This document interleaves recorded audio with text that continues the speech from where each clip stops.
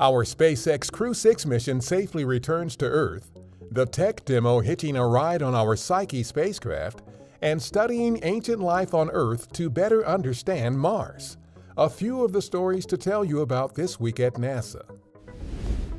On September 3rd, the four-person crew of our SpaceX Crew 6 mission, including NASA astronauts Stephen Bowen and Woody Hoberg, climbed aboard their SpaceX Dragon spacecraft and undocked from the International Space Station.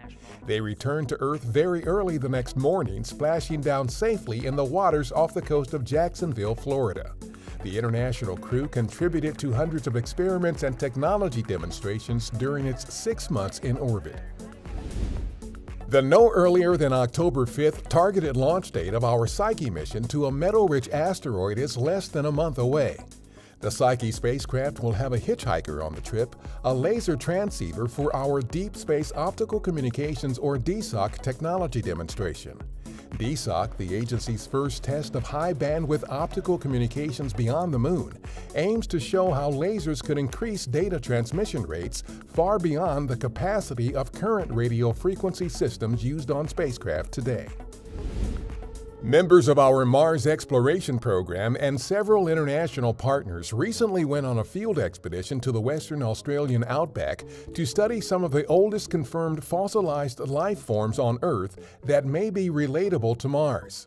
Both planets may have had similar pasts, so learning more about the evolution of Earth may help us understand what we find now and in the future as we search for signs of ancient microbial life on Mars.